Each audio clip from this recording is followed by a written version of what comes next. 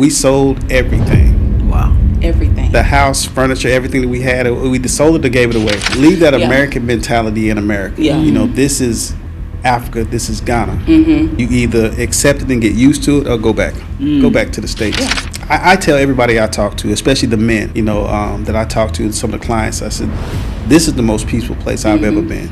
You know, so much so, and I said this before I left the States, and I say this many times I'm not going back. More beautiful there than they are in the States. I was like, babe, I said, they're living better than we are. And I had no idea. I was really shocked. Yeah. You know, because what they tell us and what they show us on TV about Africa is never.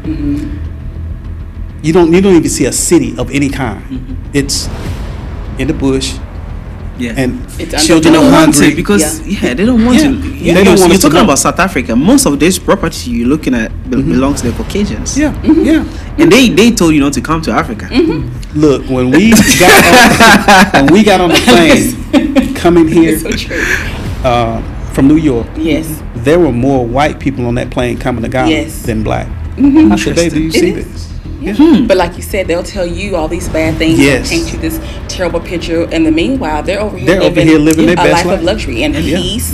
With And our I'm so coming. surprised African Americans are running to Africa to Yes. see greener pastures. Yes. What an irony. Yes. Yes. Yes. Because I think they finally see it. I think Yeah. they finally see. I think a lot of them have started to research on their own. They've, looked at, my husband and I, we've had conversations like, listen, you can do this. All you have to do is work together. Especially if you're married, work together. Yeah. Make sure you're on the same page. Think about how you want to live when you get to Ghana, right? That's the most important thing. If you want to live the way you live in Ghana, the way you live in the States, you might as well stay in the States. Yes. You might as well stay in the States. That's And so then true. understand that you don't need to make as much money Yes. here in To Ghana. live comfortably. No, as you do in the States. Like in the States, you can't quit your job because you have so many bills. You can't retire early because you have so many Because bills. then you lose your car, you lose your Yes, house. you lose your lose car, your you lose your house. house. So much. Some people are so big with their kids in private school, they can't go to private school. I don't know why, but you can't afford to retire. You can't afford to quit your job. You just can't. The great advice she gave you. She did. If you do have another great advice, 3 advices for diaspora watching right now, considering coming to Africa, Ghana, what would that 3 advices be? You can share that. You can do 1.5. Coming to Africa.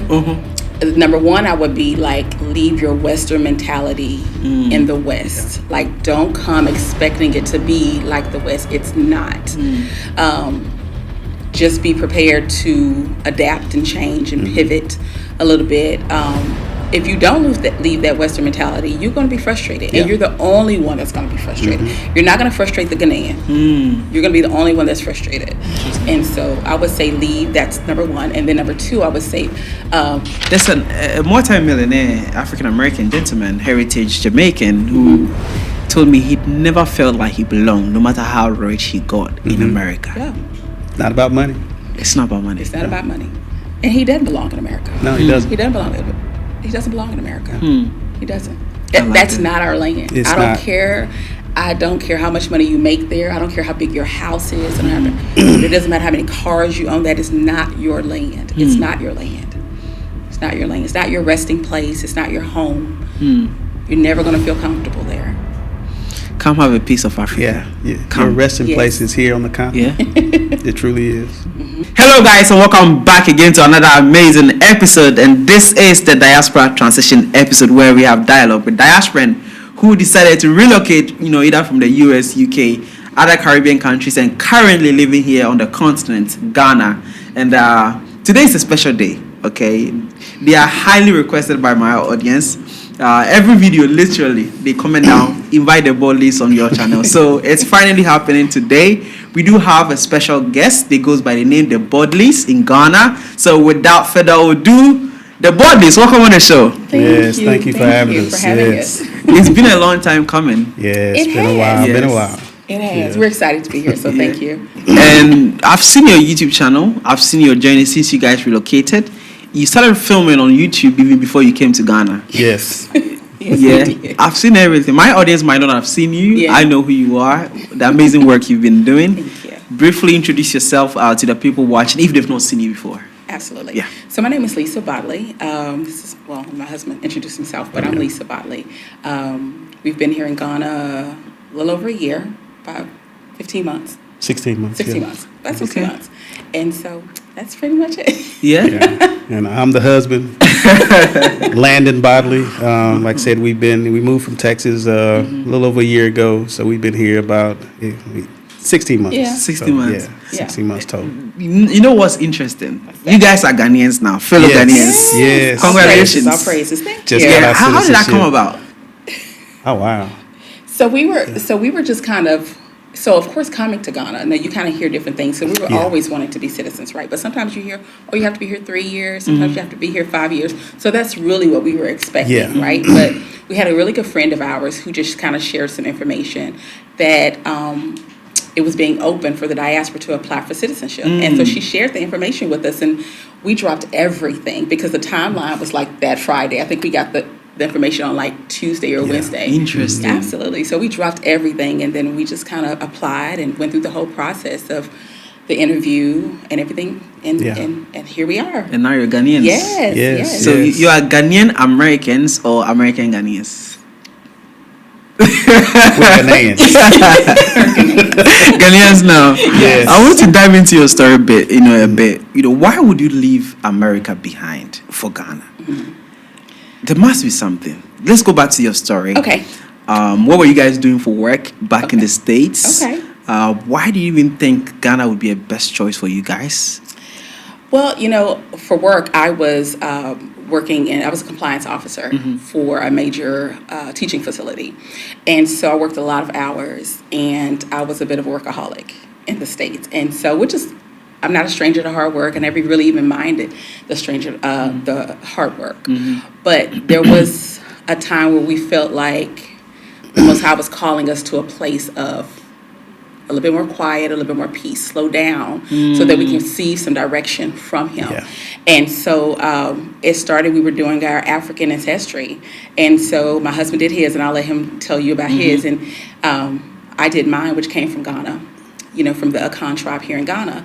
And so we just kind of started researching what it would be like to live on the continent of Africa. And so when we were able to kind of see that there was an actual infrastructure, because in the West, they paint a very different picture of Africa. What is the picture? I'm very interested in those pictures. Oh, yes. So everybody's poor. You live in huts. There's lions, tigers, and bears. All this kind of stuff. Like, seriously, that is. And so I thought that was like a while ago. Did people still believe that? Well, people believe it if they Still haven't believe researched that. for themselves. Yeah. Okay. Because even moving here, people will ask, well, have you seen any bears? Have you seen any lions yet? They really think that. Really? Yes, absolutely. They really think that. Yeah, I think we had a conversation with somebody probably not even a month ago and asked that question. Like, A month ago? Yes. What was the question like? have we seen any tigers? Wow. Yeah, it's like, brother, no. Wow, interesting. Yes. So they probably think I'm sitting here with a lion behind me right now. Probably think so. Some people probably think so. So we always encourage people, do your own research. Do your research. Yeah. We had to do our own research. And so, like I said, as we began to do those African ancestries and research a little bit more about where we originated from, our ancestors. And so we just kind of started looking. Well, but what triggered that? There? Because you can't just be doing your work every day. It's like, let me just go do my African ancestry. There must be something that triggered. I think we've been watching something on TV where like some of the celebrities were doing their African ancestry to see where they came from within Africa. And just one day we were talking about it, and I was like, baby used to always ask me all the time, like, what do you want for your birthday? And I said, what I think I want this year? I think I want to do our African ancestry DNA test kit. And she's like, okay, so let's do that. So she decided to do it as well. Like I said, she did hers, and hers came back the Akan people of Ghana, and mine came back the Ewe people of Togo. So we're right there on the border, side by side. And initially it was just going to be a visit to Africa, like maybe South Africa in Durban or something like that. And somewhere along the lines, we just decided we'd move. Neither one of us had ever been to the continent. We'd never visited. It was really just a very spiritual calling to come. So once we decided this is what we were going to do, we Yeah. We sold everything. Wow. Everything. The house, furniture, everything that we had, we sold it or gave it away. And wow. Yeah. and This is it a brought very us- powerful birthday gift. It changed your whole life It did. trajectory. It Yes, literally did. yes. And I don't think that we really even understood the magnitude of what we were doing Yeah. until after we got here. And then we realized, like, we're such at a level of peace and Yes. calm, and we're not always on the go. What gave you that confidence to be like, you know what? I'm selling everything. I'm leaving everything behind. I'm giving it out. Because that's a bold statement. Yeah. That's a bold thing to do. There's a Yeah. lot of people watching that Yes. are still thinking. Even just testing the waters to come. They're thinking. Yeah. You sold everything. Yes, Yes. we did. Well, I say for us, it was really a calling of God. And I know we probably hear that a lot, but it really was a calling of God. That's the only way we could have done it. It's the only way we could have done it with the peace that we had and no reservation whatsoever. It's None. like once we talked about it and we realized, okay, this is what we're supposed to do. Yeah. It was easy. It really literally was. was easy. The Really? house sold like that. The house sold so fast we were Yeah, homeless. we were homeless. We had nowhere Yeah. to stay. It sold so fast. Wow. Yeah. Yes, and so we were just kind of Yeah. moving around to Airbnb to Airbnb. Yeah, we weren't before even we coming left for 30 here, days. yeah. Really? Yes, yes, Wow. Yeah, it sold really fast. It sold in less than a week. yes. But it was really easy. Yeah. The decision to Ev- do it was very easy. Yeah. I think so. Everything came easy as far as the move. It happened so quickly. I was like, wow, this is This is what this we're is supposed to be happening. doing. Yeah. So it just felt like this is what we're supposed to be doing. And so, like I say, no reservations whatsoever. A lot of people at both our jobs were like, really, Africa's like, yeah. Yeah. Like, What were you Because doing of for it. work? Because she said I worked in logistics. I was a logistics lead at a company for at least the last 10 years. I was there in Dallas. Okay. But we both had really good jobs. We owned our house. We were at a really good place financially as far as, we were kind of set. But I tell you, jumping forward, this was the best decision we could have ever made. Really, really. 1.6 months into it. What's that? 1.6 year. 16 months into it, Yes. right? Yeah, 16 And you months. think it's the into it. best decision ever? Oh, yeah. Yes. You still feel the same 100%. way? Yes, Yes, absolutely. 100%. Absolutely. This is. It's peaceful, right? Yes, it's peaceful. Like we're not retirement. We're not at retirement age, but it's kind of like a soft retirement. I'm still about 8 years away from retirement, but just peaceful and to be around people that look like you that don't see your color. It's a level of peace I've never experienced. Back in the States, if you're familiar with the things that Yeah. African Americans or Black Americans go through day to day, it doesn't exist here. It really doesn't exist here. You're just another man amongst other Black African American men. or How was African- it the first time you touched down in Ghana? You looked around you. Everybody looked like you. Yeah, yeah. I mean, it was a beautiful feeling, and it was like I'm finally home. It truly was like we're finally home, and it really didn't even feel like we left the States, let alone we're in a new continent. It was just It felt very familiar. Yeah, and it very felt comfortable. familiar. We'd be riding Really? around. Yeah. We'd be riding around. We'd be like, oh, okay. It just felt Yeah. very comfortable. It Very really much did. like at home. Now, of course, we've been here, like my husband said, 16 months. So, you kind of go through some things. And, Yeah. there's a little bit of a culture shock. But nothing to make us be like, oh, you made a mistake. Yeah. Nothing like that. Never. It was nothing like that. Let's talk about the culture shock because I know it's there. The taking a shower and the the water get cut off. Yeah, we went through a couple of those challenges What was at the it? beginning. The biggest ones. I think for me initially was even though we were familiar with the lights, the power going out, it would catch us at like some of the most random times, but it was something we knew would happen. But that and understanding how to, like, say when your power goes off. Whether it's a power outage or did you run out of electricity, You have to now guess it. you had to top up, and then trying to understand the meter on the side of the building. Like, oh man, that was a big challenge. But we had a neighbor that lived in the same building we was living in, Amasaman, and he didn't speak English. But Oh, he was a Ghanaian? Yes. Okay. Yes, he did speak English, but he was able to explain to me how it worked. And after about the first 2 weeks, I was like, okay, I get this now. Yeah. So It didn't become a problem yes, anymore. yes. So we didn't know how much to put on the meter, what would keep it on. So we just Yes, prepaid. It's not Yeah. postpaid. Like in It was America, prepaid, like yes. you wait for the month to end and you get your bill and Exactly. you pay. Here you have to go buy like a credit. yes, Yes. exactly. Interesting. That was a culture shock. What about you?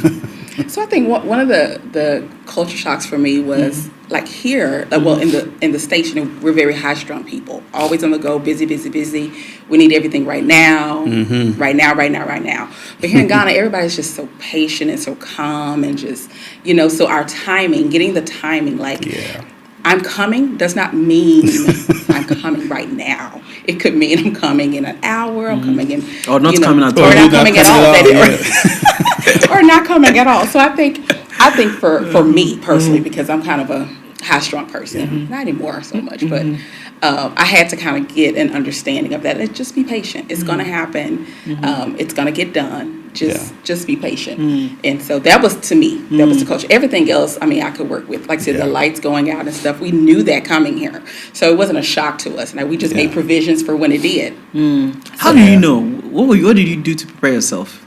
Oh, so we weren't, not that we were prepared, we just knew that it would go out. How and so did you there know were that? many days we slept in our car. How do you know that there's a light out situation in Ghana? We watched a lot of videos before we came to Ghana. So different people putting out videos, they would say different things like, you know, the power outages, the kind of random, even with the water, and that was something that was a challenge as well. And just understanding how to maneuver through those things, because initially the whole water thing of filling up a borehole or turning it on, I didn't to fill your tank and everything. Yeah, so we had to learn those things as well, and so it's like I don't understand what we need to do. How do we turn this on? And you know, so those things were very new. But like I said, after you got acclimated to how to do these things, like okay, I mean, you had to do the same thing even at our house with our borehole and turning on the pump that fills up the borehole at the same time.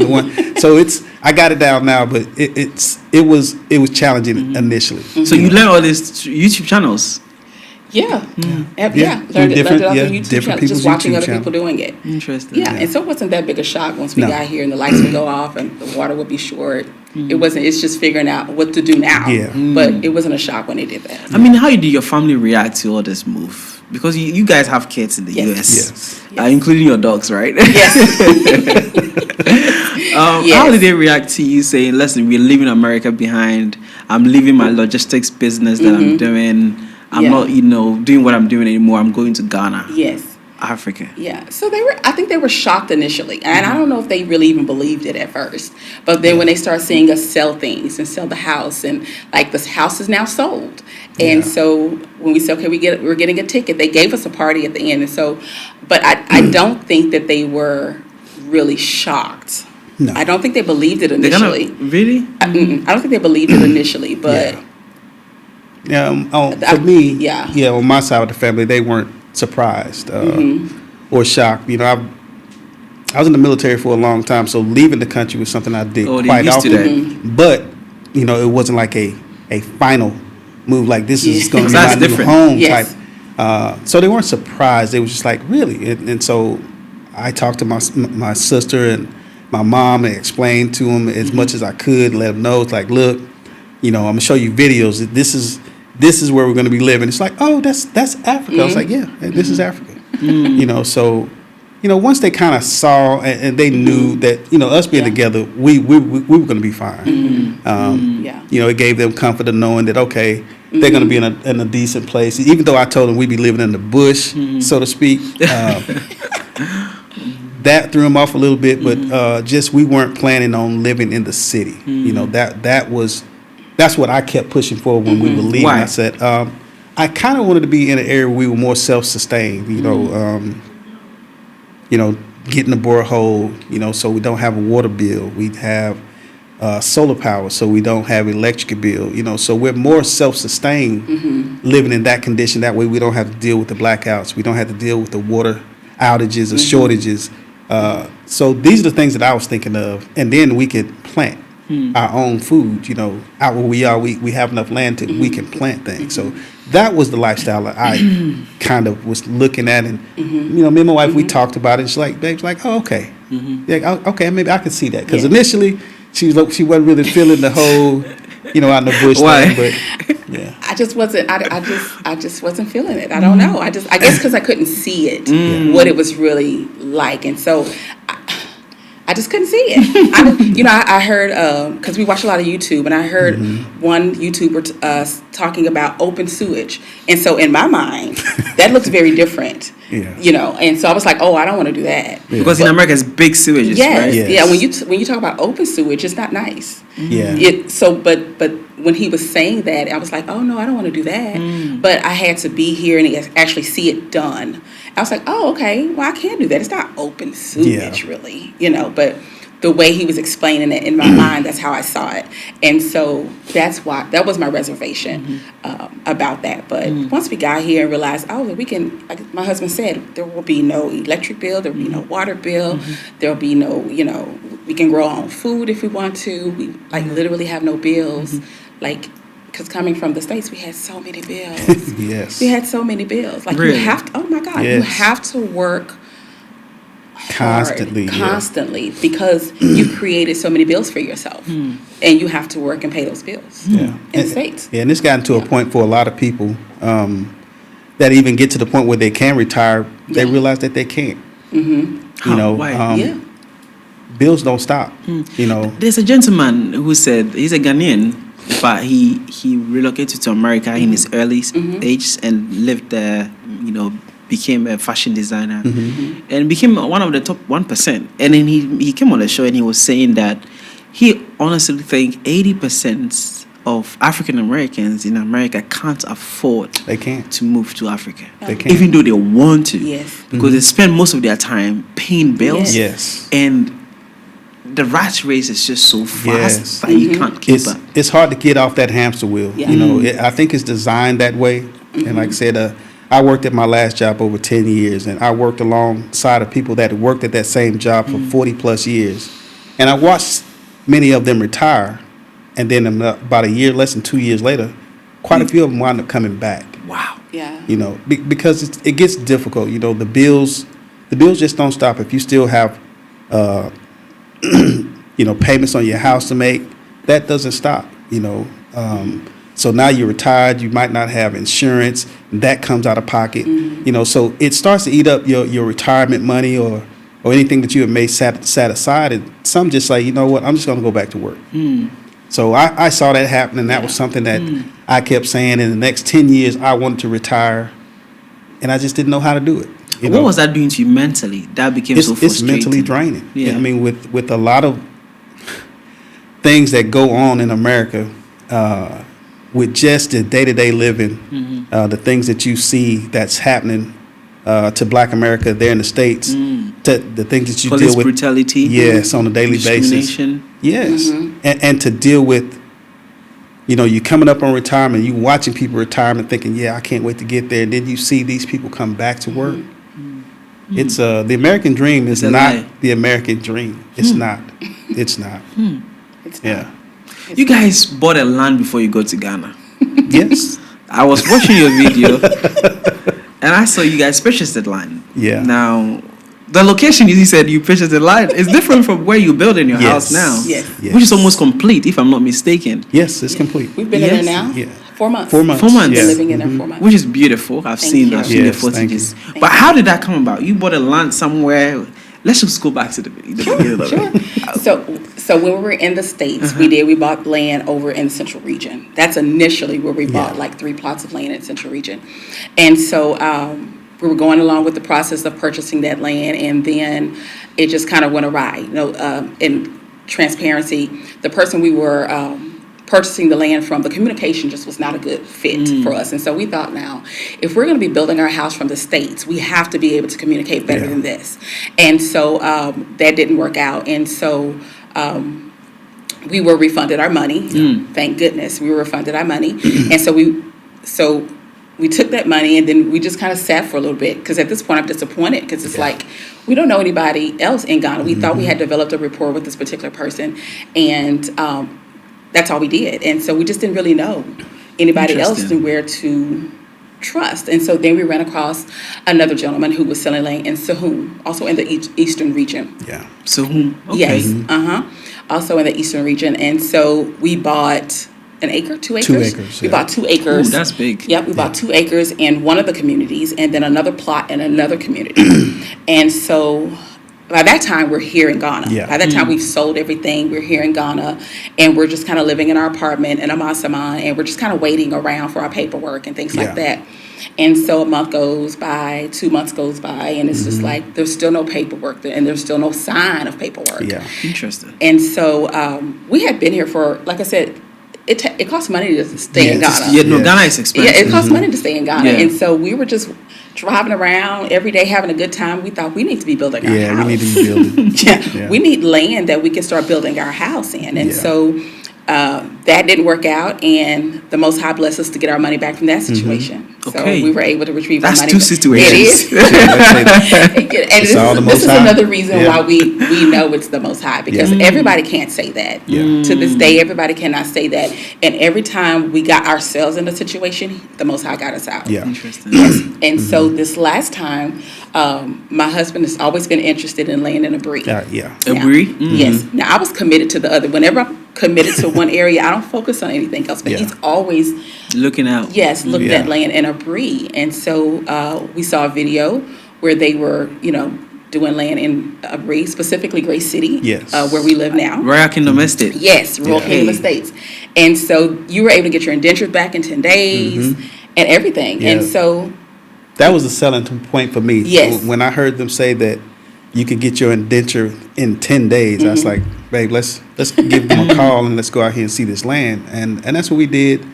Went out there, and the first 2 plots that we came across that that we were standing in, it's like, you like this? She's like, yeah, I like it. I said, let's get this. So we wound up purchasing the land that day. Yes. Bought 2 plots out there, and Yep. like I say, it wasn't even 10 days. It was maybe 7 days. You got your indenture. Yes. We got our indenture. Yeah. After 2 situations. Yes. Yes. We got our indenture, and we told them we're going to start building tomorrow. And that's exactly what we did. The next day. The very next day we because started we already building. had a team. Yeah. We already had our contractor. We were just waiting on land. That's it. And a site plan. We already had a team. We already knew who we wanted to build. Exactly. We already had our blueprint. We already knew. And we literally started building the next day. What did you wish you knew before going to purchasing land? Because land situation in Ghana. Yes. Is the most court cases right now in Ghana? It's land. It's land. Yes. So what do you wish you knew before buying a property here in Ghana? I mean land. What do I wish I'd known before? After 2 situations. Well, right? what was another big selling point for us? It was litigation-free land, so we didn't have to deal with land guard issues and chiefs and stuff like that. So that was another big selling point for us, hoping that it would work out the way it sounded, and it absolutely did. Like I said, we started building the next day, and we built. No issues until maybe that 3rd week. The roads were getting really bad, and trucks couldn't get through to our house. And it was raining? Yes, it was during rainy season. Rainy season. And we wound up doing the video. Kind of just we weren't complaining. We were just maybe upset about the fact that our driver, the people couldn't get back there to work. And Royal Kingdom wound up seeing this video, and the owner gave us a call like, hey, can we talk? So we went to Royal Kingdom and sat there. But the thing about it, they didn't even know we were building out there. And then we made comments about the roads, and they got somebody out there to fix the roads, and now the team was able to get back out there and continue building, and that's kind of how the whole the partnership came about. Yeah, so that was a blessing in regards, because now we have a way to make money while we're here. So it's just it's been a beautiful experience. It really has. Cause well, why do you feel that you need to provide a service or even serve your people? Because not everybody would do that. Well, that's another reason why we realize the Most High sent us here. Like, because we realize that we're a conduit for those who are wanting to come and have someone here to trust to get litigation-free land. They need somebody they can see who has done it, someone who's going to be open and an advocate for them. Because there have been situations that we were like, oh, no, not to our clients.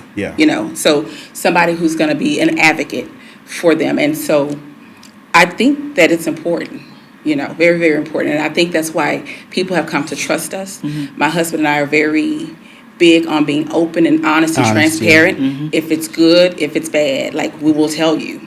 If something's wrong, we will tell you. If something went awry, we will tell you. And they've appreciated that, and they trust us because of that. And they send their friends and their families to us because of that. And so that was the reason that we were attracted to Royal Kingdom when they opened the opportunity for us to do partnership. That they were open and honest and transparent. Because if we were not going to be able to be open, honest, and transparent to those we were helping, we can't do it. We can't do it. We can't do it. People are trusting and need somebody they can trust. They are sometimes bringing their life savings to Ghana to relocate and have a peaceful life. And so it's very important to us that if they allow us to help them, that it's a safe space. That it's a safe space. I like that. Yes. I like that. How much was the land you bought in Cape Coast? How much was it? How much was that? It was $1,500 a plot. Okay. At the time we purchased it. And then the Sahum was how much? Sahum. How much was Sahum? I don't recall. Remember. But it was sold in acres. So we purchased acres. Yeah, we purchased 2 acres. I don't remember. I think we probably paid about approximately maybe about $6,000. $6,000. Yeah. Okay. For 2 acres. Yeah. No, we bought 1 acre at a time. But we bought 1 acre and then went back and bought another acre. Okay. Yeah. Okay. And then this 2 plot. I mean, then how much was it in cities? In Gray City? In Gray City, yeah. Oh, 60,000. Yeah, when we CDs. purchased, 60. It was 60,000 CDs. Yeah. Okay. And so we live on 3.5 plots. Yeah. Okay. And so even when we bought the additional plot and a half, it was 65. Yeah. Okay. Thousand CDs. The price was still not. Yeah, it was hiked lower. Up yet. Yeah. Okay. Okay. So how much is that going for now if someone want to buy it? So the plots now are 90,000 CDs. Yeah. Okay. Yeah. So it appreciated so fast. Listen. Yes. Listen. A Gray City is prime right now. Yeah, it is. It really is. And so it's very lovely. It's very pretty. It's very scenic. And I like it. It's very cold. Yes. I lived there. That's where I'm from, actually. Oh, okay. Okay.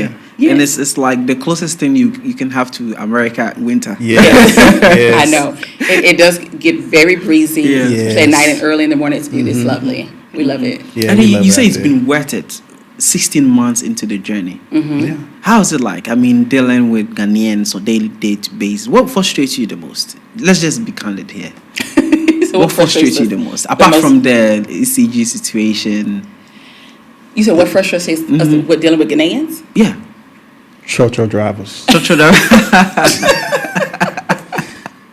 What about it? The driving? Yeah, the driving. The driving can be a little... No navigators? They don't just go straight to the road? No. Yeah. No. It's a little bit of everything. There's no road rules. Yeah, there seems to be rules. no road rules.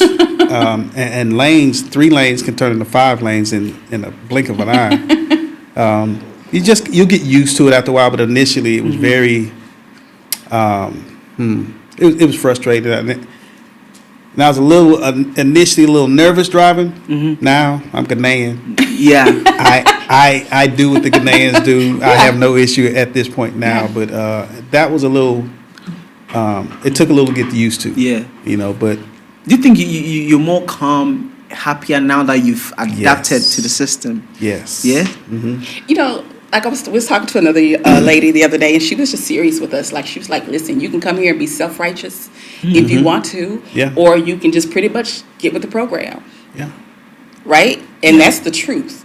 And so, listen, when you're in Ghana, do as the Ghanaians do. I mean, that's just this is just kind of how it is. Are there some things that could be improved? Absolutely. But But there's no sense in coming here and ruining your experience by being so frustrated. Leave that American mentality in America. You know, this is Africa. This is Ghana. You know, Ghana has its own thing. You know, you either accept it and get used to it, or go back to the States. But I think, you know, for me, it's I tell everybody I talk to, especially the men, you know, that I talk to, some of the clients, I said, this is the most peaceful place I've ever been. You know, so much so, and I said this before I left the States, and I say this many times I'm not going back. Yeah, I'm not going back. I love my kids to death, and I tell them, I said, look, come experience Africa. If you want to see me in the flesh again, come to Africa. What do they react when you say that? You know, they know me. You know, they know me. Are they open to coming? Yeah. They just have to kind of get the finances together, you know. But you know, these kids, we call them kids, they're not kids, they're grown people with children, right? And so they do what they want to do with their money. So it's not even a money issue, because you can come if you want to. You just choose to go where you want to go and spend your money, and it's perfectly fine. So it's not even finances anymore, I don't think. It's not. No, why do you think our people is always like they're the last to consider coming to Africa? And you didn't mention that you're even making money here. But people don't even see that it's possible. You know, so they don't see themselves coming here. But we see the Chinese making the most money, the Lebanese making the most money. Everybody else. I think it's believing what they've heard about Africa is the reason why they don't even consider visiting. I have to be honest with you. I was that way initially. I didn't know that. I'll say this. So when we first started to think about visiting, we was talking about going to Durban, South Africa. And so I started pulling up videos, and I actually pulled up, Remax? Remax real estate in Durban, and the houses there are more beautiful there than they are in the States. I was like, babe, I said, they're living better than we are. And I had no idea. I was really shocked. You know, because of what they tell us and what they show us on TV about Africa. It's never. You don't even see a city of any kind. It's in the bush. And children are hungry because they don't want to. They don't want to. You're talking about South Africa. Most of this property you're looking at belongs to the Caucasians. And they told you not to come to Africa. Look, when we got on the plane coming here from New York, there were more white people on that plane coming to Ghana than black. I said, babe, do you see this? But like you said, they'll tell you all these bad things, they'll paint you this terrible picture, and the meanwhile, they're over here living their best life of luxury and peace with our people, just living up. And before you get here, the price is so high, you can't even afford it. Then you become a slave to the system. There will be no difference, like living in America. Absolutely. But now is a chance to come in early whilst it's hot. It's picking up. Where do you think Ghana will be in the next 5 to 10 years, based on your own assessment? Oh my gosh. A lot further than You know, right just now. Looking at some of the videos of this guy, he was talking about 20 years ago, Accra was the bush. Here was right where we are now. It was the bush. 20 years today. It's a big city. You know, and it shocked me to see it. Another 5 years from now, it'll be a metropolis.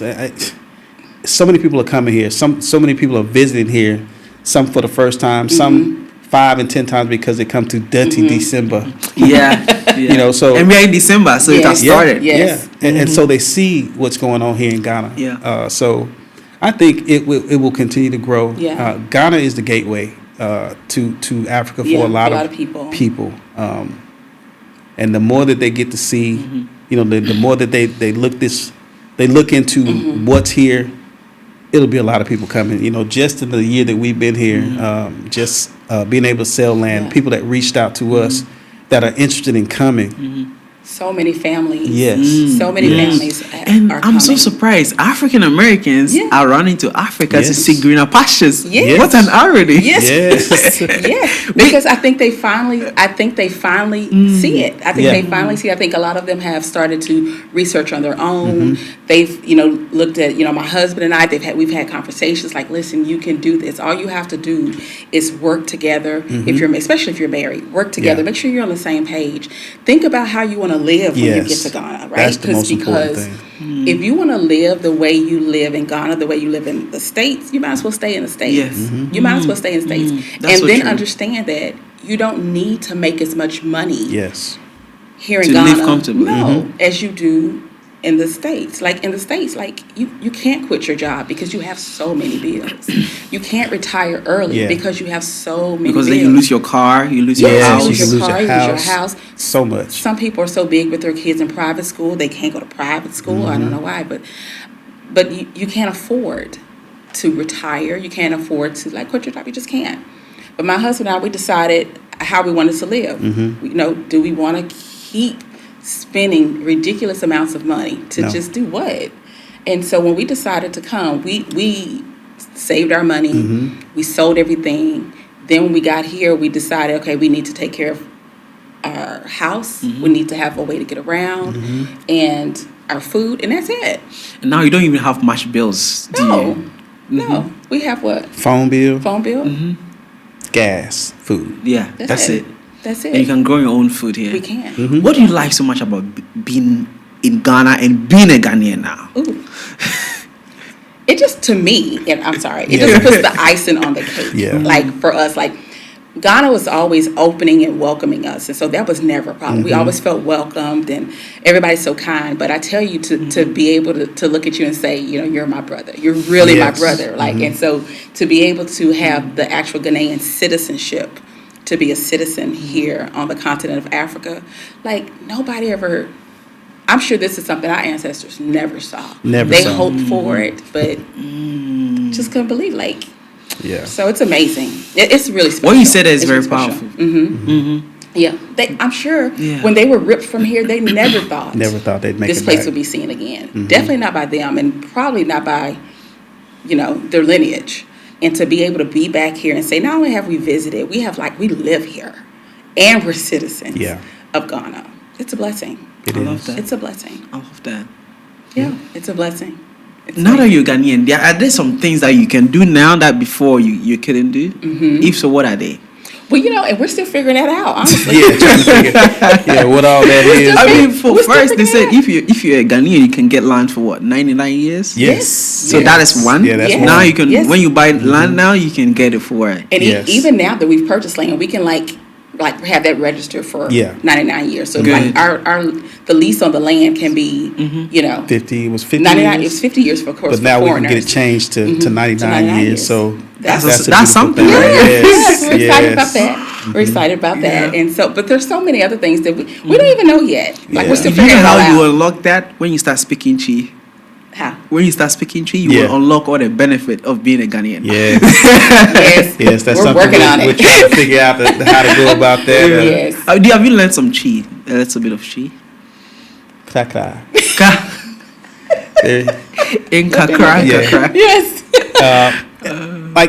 We have for me, I downloaded this tree app that teach you how to do say different things, but it's when you hear it, it's still my struggle because I can't understand it when I receive it. I can say what I want to say, but then if you start speaking, You need to watch more Ghanaian movies. Yes. Yeah. I actually like the Ghanaian movies. You do? I do. I don't. I heard that typically a lot of Ghanaians don't like them, but I actually like them. Yeah. Yeah. Okay, I do sometimes. Yeah. Really? But we do definitely need to learn the language, and we want to. Yeah. I tell you, I run into so many people who actually speak English, and so Yeah. So it's that's- easier. so Yeah. it's easier. it but makes it easier. That's no but excuse. We still need to learn. It gives us an excuse not to dive into it more than we should. But when you speak about people hiking prices, I've seen a lot of African Americans who get frustrated a lot because the locals hear the accent and something costing 5 cedi goes to 20 cedis. Yes. Yeah, we realize that. How did you navigate your way through that? And are you still suffering from that? Yeah. Yeah. I think sometimes either if we want it, we'll really pay for it. But if not, we'll walk away from it and just go somewhere else. Because sometimes I feel like if you see me often, if I'm visiting you often, like there's no reason to do that. I'll be back and I'll send people to you. But I'm in the community. Yeah, certain people in our community will still do it. But I've experienced a lot of places where I go in the mountains to buy different things that I get. I think what is the Ghanaian price. I've known this guy now for about 3 months. I can't call his name right there. I apologize. But if I need anything and he doesn't have it, what he'll do is he'll get his brother to ride with me, and we'll go and find what I need, and his brother talks for me. So I really appreciate that. But I get a better sense of what I should be paying for certain things. And so when I run across that, sometimes I say, well, how about I give you such and such? Negotiate with them. I don't know how to do that yet. But they will run the price up. And it's like, I don't think it works really well, but I have Gigi, right, on my phone. And so when I'm looking for something, I'll look at... That's a shopping site, right? Yeah, it's a shopping site. So I'll look at the average price of what that sells for. So when I go look for it on the street, and they tell me it's such and such, well, normally that's such and such price. I act like I know that it's not that. So it works. And sometimes the private offices, too, you have to negotiate your way through that. Yeah. Yeah. So you think it's the only marketplace that you'd have to negotiate? No. Even the offices you have to. Oh, yes. Oh, yeah. Yeah, we've experienced that too. Yeah.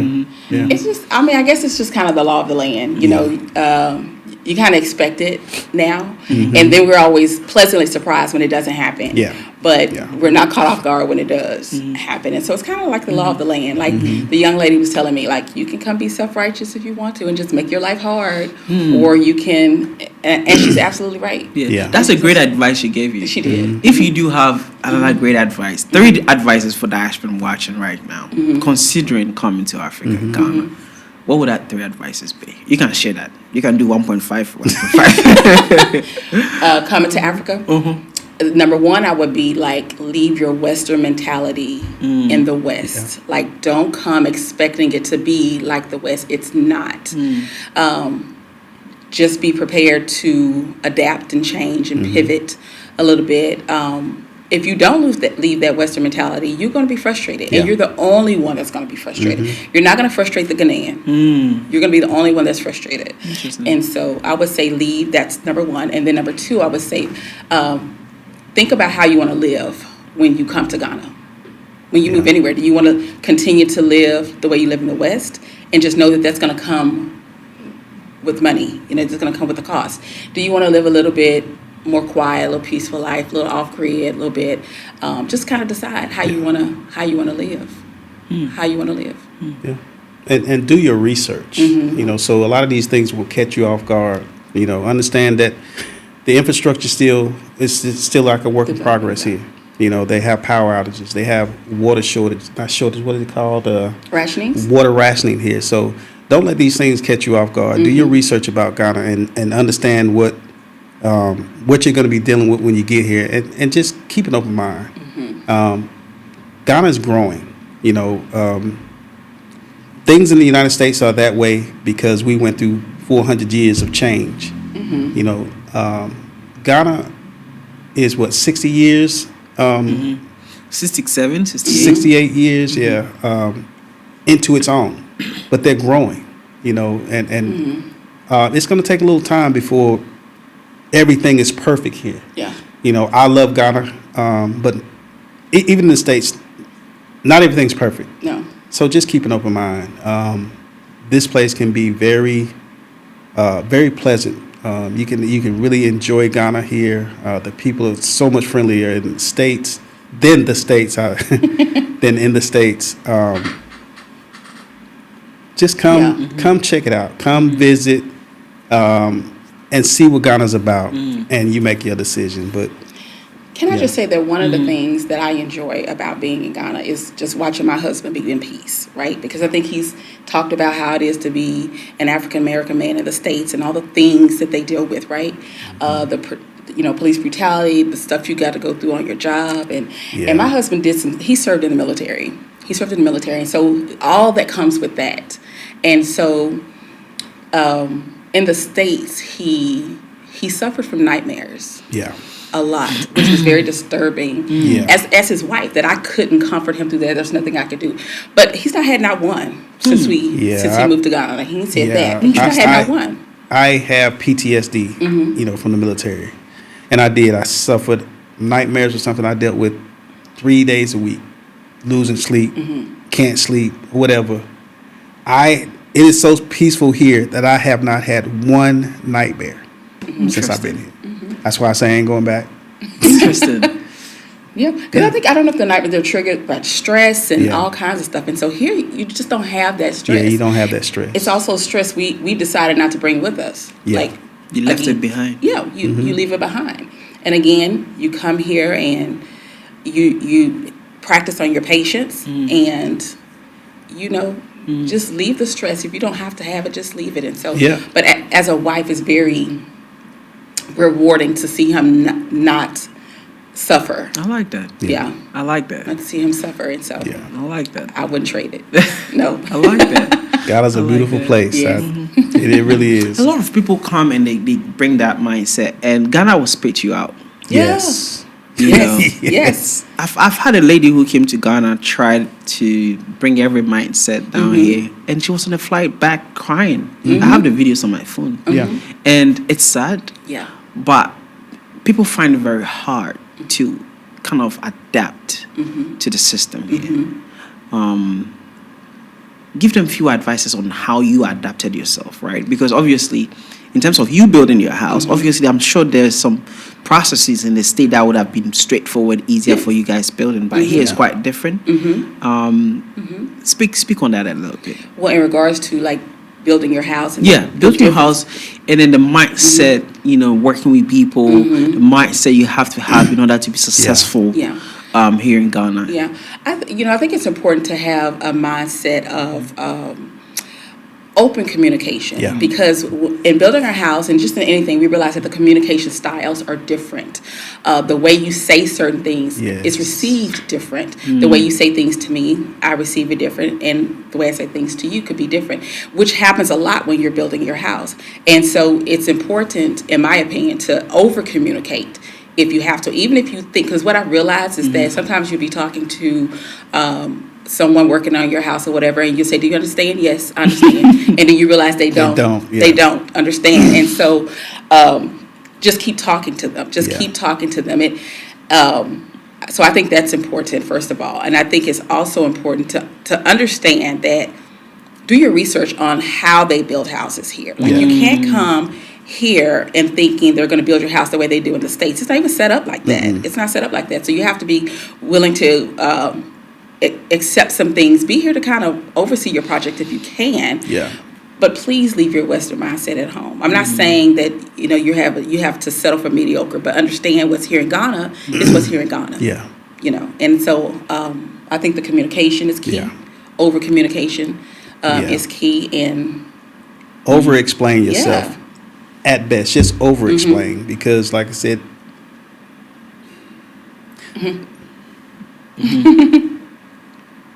over-explain because even though the communication is there, like we're here, but like I said, like my wife said, you could be like, you understand what I'm saying, and they'll say but you kind of the English, you don't understand what you're saying. Yes, yes, the way it comes out. The way it comes out.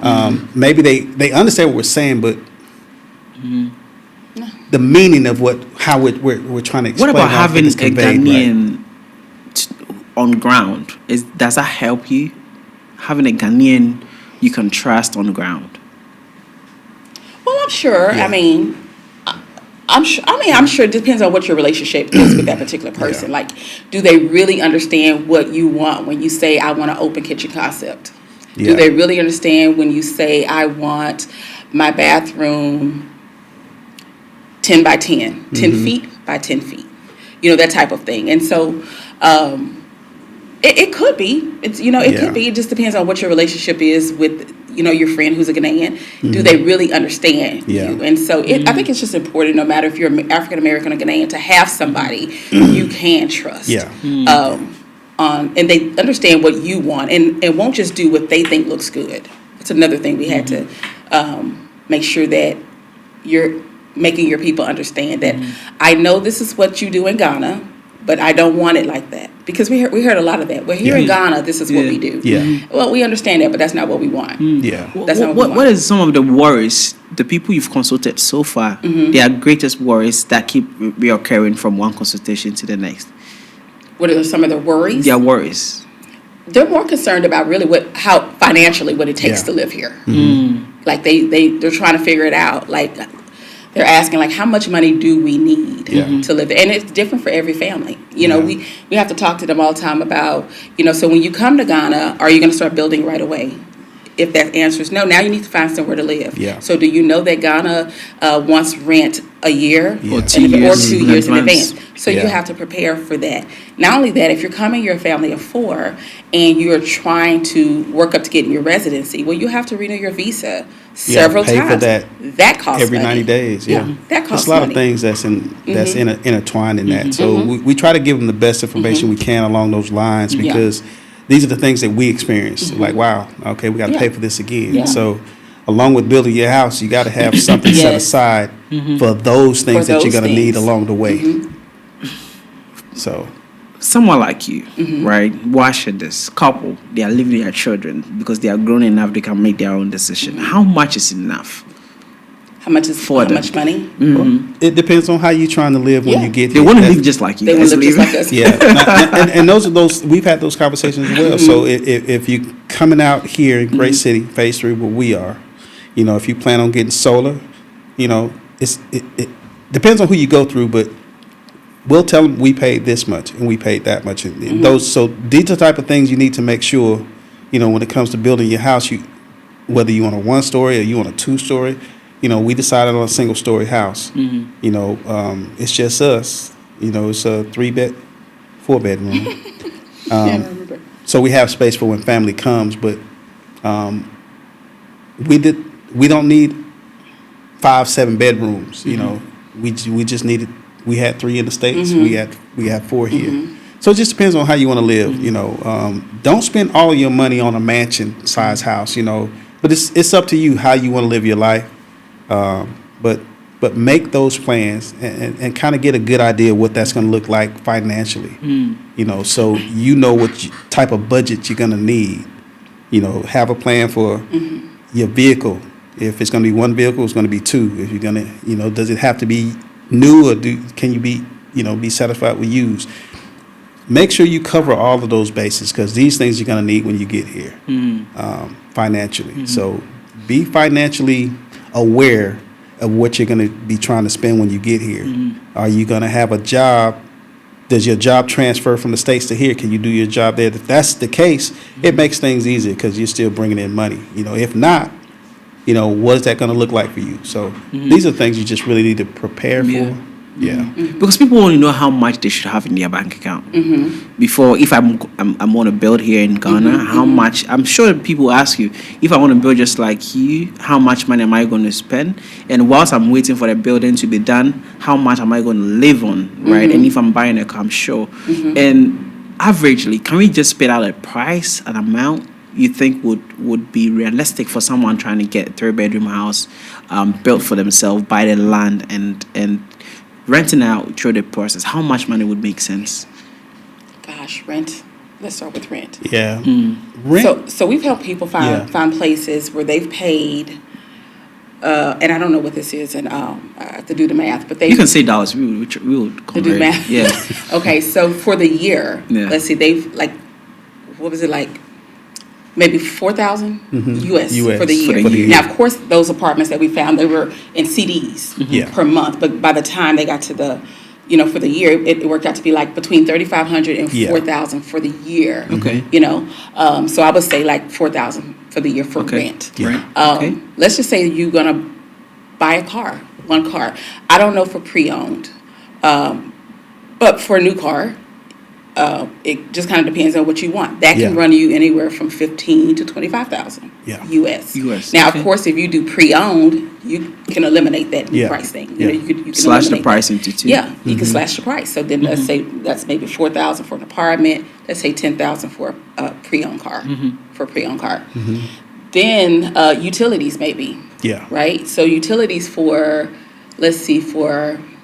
What do you think, honey, for electricity? How much do we pay for electricity for a month? We was roughly paying about 600 CDs 600 a month. CDs. A month? Okay. Yeah. Okay. Not Yeah. bad. Yeah, not bad. Yeah, so that's So it's just the two of us. Now, Yeah. if you have a bigger family, of course, you got to kind of have to factor that in. Maybe Yep. add another 200 Yep. to 300 CDs for electricity, just to be safe. Yep. Okay. Yep. So that's your apartment, your car, your utilities, whatever food you're Yeah. gonna eat. Like if you're gonna eat out, if you're gonna cook. Yeah. That just kind of depends Yeah, on you have to on you. I would be probably willing to cook your food instead of going out all the time because Because that it's can be expensive, pricey. eh? Yeah, it that can be expensive to go out. It can be expensive to go out. If we went out like We went out a lot in the States. So, if we go out and have a good dinner, like sometimes we're just kind of eating junk food, pizza. But if we go out and have like a good dinner, we want to treat ourselves. 2,000 CDs? No, no. no. I think the most we spent on a dinner date was maybe 1,200 CDs. That's the most Okay, not expensive. bad. That was Not bad. it's Not an bad. Two Italian people, restaurant. right? Yeah, it was an Italian restaurant. It's a really nice restaurant here in Accra. It was good. Yeah. It was good. Okay. But typically, we may spend when we go out to eat maybe 600 CDs, Yeah. 500 CDs when we go out to eat, and it's at a decent restaurant. Yeah. So Okay. And billing? Yeah, and so when you start building that, here's the tricky part with building, like because the price of materials will fluctuate Yeah. like by the day. Inflation. By the day, and then depending on how big your project is, Yeah. your contractor may need more workers. So that's workmanship, a lot of workmanship, right? And also, what we found here in Ghana is that everything is piecemeal. Yeah. Right. In the States, when What you is piecemeal? So it's like everything is A a la la carte. carte. Everything Okay. is separate. Okay, yeah. Everything is separate. Like in the States, if you go to build a house, I can go and I say I want this house, this particular house right here, and I have one price for that They house. give you which a flat includes- rate. Yep, it includes paint, it Everything. includes the roof, it includes the that don't, grass, it includes everything. yeah, that don't exist here. Right. But here in Ghana, everything is Contract based. Yes. Foundation, someone does it. Yes. Length, someone someone does yes, it. Okay. plumbing, electricity, plastering, painting, doing your kitchen, Yeah. doing your closets. It's all separate, and so your windows, your doors. Which is good. Yeah. Yeah, And You're learning. everything. Yeah, Yes. everything is. You learn it in an instant out. Yeah, everything's Yes. done by hand here. Yeah. You know, I've seen some amazing work. No machine was used to build the house whatsoever, and that's blown me away. You know, it's something you don't see in the States. You have all types of machines and equipment in the States, but here everything's done by hand. And I've seen, like, that's amazing that they're able to But do that's that. quality. Yes, Mhm. yes, Yeah. That's quality. it is. But they'll make you think that's not good quality if Yeah. we make things by our hands. No, it's Yeah. But now Louis Vuitton does things by hand and they charge $20,000 for it. yeah, Handcrafted. yes. Yeah, it's very impressive to, Yeah. to It see them really work is. It is. And do everything manually. If you It's give very a price to impressive. it, well, how much would you think would be healthy? For a what? 3-bedroom house, 4-bedroom house. Range. What do you think? Probably about this. Now listen, this is without Finish. windows, doors, Yeah, yeah. Okay. Because you have no way to price that stuff. I would probably say, not including the land, you could probably do. And contractors are going to jump in these comments and be like, "How she don't know?" Because I don't. Yeah. I'm just guessing. But like probably like a 3-bedroom for like 100,000, Yeah, yeah, 100,000. yeah. This is CDs without or finishing. dollars? Dollars. Dollars. Yeah. This is No, without that's- finishing. That's fair. Now, Yeah. of course, it doesn't include your wall. That's completely separate. That includes your Yeah. borehole. And that was something that we had to learn too as well, because when we had our architect draw the house up and initially put everything up, what was it, 50? No, what was it? Just for the brickwork. But we thought it was the house Oh my initially. God! So it was like 57,000. Yeah, right? 57,000. We thought for the house. It's like, oh, we can build this house for 57,000. That's crazy. But no, it was just brickwork. It's just brickwork. Just It bricks. didn't include a roof. No roof, no plumbing, no electricity. It was nothing that was ready to live Yeah. in. And so that's another thing we tell people, kind of depending on what channel you're watching, just make sure that, understand that most likely sometimes that what you're seeing, it doesn't include the paint, it doesn't include the plaster, it doesn't include windows, doors, and things like that. So just be, when you're speaking to your contractor, most likely he can't tell you about windows and doors because he don't know what you're going to choose. Yeah. But plaster and paint and things like that, make sure you at least have an understanding that the price you're being quoted either includes it or doesn't include it, because it can really throw you off, because coming from the West, our mindset is still like, oh, they said $100,000, okay, I'm good. But no, you're not done. You're not done. You don't have solar if you want solar, right? Which is contracted out. You don't have your borehole. You don't have your water system, your reverse osmosis water system. Do you want hot water? You need a hot water heater. So all of these things. Do you want security? Do you want your house wired for security? All those kinds of things. So these are things that people probably are not really thinking about. A la carte. It's all separate. It's a separate charge for all these things. Yeah.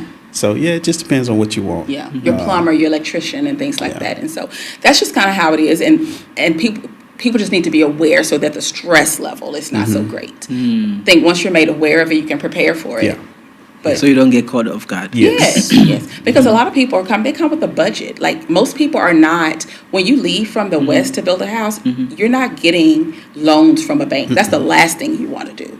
And so when people come to build their house, they have in their mind, this is how much I have to spend on a house, right? And so if you have $80,000 to spend on a house, and you have not considered things like your windows, doors, your bathrooms, your solar, your borehole, and things like that, you can have a house that's just brick, not ready to move in, and now you have to go back to the States and re-up on money if you don't know these things. We've seen so many people do that. Yeah, do your research. They come here, finish their money, go back, do Uber for 6 months, and come back down here again and continue. Continue, And that's okay. It's okay. I mean, it's that's okay. the plan.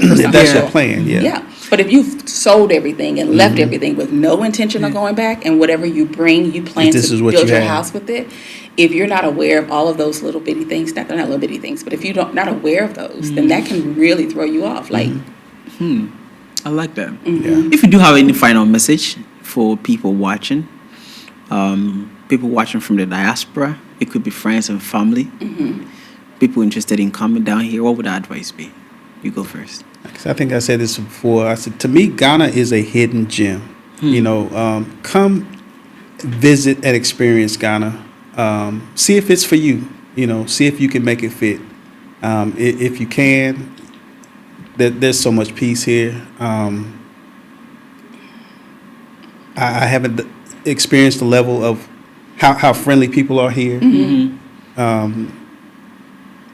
It's a joy being here. It's refreshing, and the level of peace that you can get here as an African American male, a black man. Come get yourself some of this Ghana. You've heard that they said Africans, we don't like African Americans. Is there any truth to that?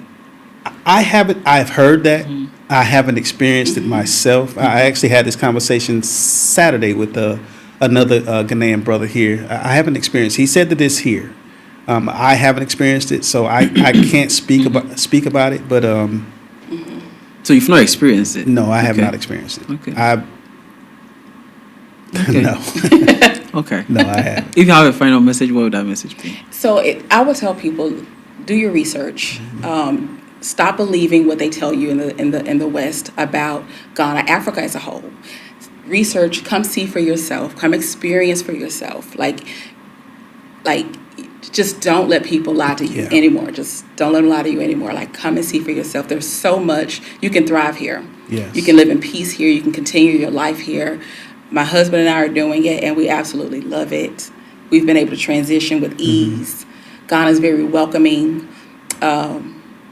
And they're excited for us. Yeah. Like, when they see us come, they're really excited. The people we've encountered, they're very excited for us. And so that would be my, just come see for yourself. Experience it for yourself.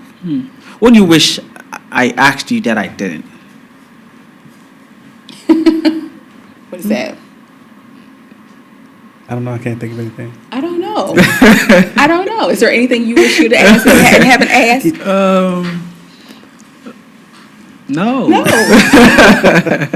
I can't think of anything either. Research Africa. Let's speak about our brothers a bit. The mindset in the West. Okay. Our brothers, the African Americans, their mindset. It's not them. It's a programming that has been done. Yes. To them, and breaking out of it, it's sometimes very hard, and even because of their disadvantage in terms of finances. So people grow up without maybe parents or money or anything, and now they are in a different kind of level, gangs that is destroying their life. If someone wants to kind of take themselves out of this environment mindset, and embark on a new journey, finding themselves there, that will lead them to Africa, the promised land. Because trust me, I've met more millionaires here in Africa than I have who are black than I have anywhere else spending the money. Say, what would you say to them as an advice? It could be young, folks. It could be your children, right? What would that be? I would probably say, like, it does start with your mindset, but I think the problem with our people is that we have strayed so far from our God, the Most High. We've strayed so far. We're lost, completely lost. We don't know who we are. We don't know whose we are. We don't know the value that we have. We don't know the responsibilities that we have as a people. We don't know that. And because we don't recognize ourselves, we don't recognize that we're worthy of certain things, right? And so we just kind of continue in this narrative that has been given to us as African American men and women, right? We don't know that we're special people. We don't know that the Most High has called us to be above. And we don't know that we're designed to be living in peace, not in debt and things like that. And so I think until our people come back to the Most High and realize that we have a responsibility, right, to law, statutes, and commandments, and start to follow those, that we will see value in ourselves. We'll see value in our husbands. We'll see values in our wives, values in our brothers and sisters, value, and until we come back to that, I think that we'll be in that state forever. If we don't come back to the Most High. Know who you are, know whose you are, and what your responsibility is. And to me, that's exactly, but until we do that, that's just not going to happen. It's happened for me and my husband and I. Like, it's happened for other people that we know. Like, we've had to come into the true meaning of what it means to be a child of the Most High. Right? And until you come into that truth and receive it and know it, then, you will always be living in this narrative that was given to you in slavery. That's the mindset that needs to be broken. Exactly. I like that. Do you have anything to add to that? She nailed it right on the head. We are a lost people.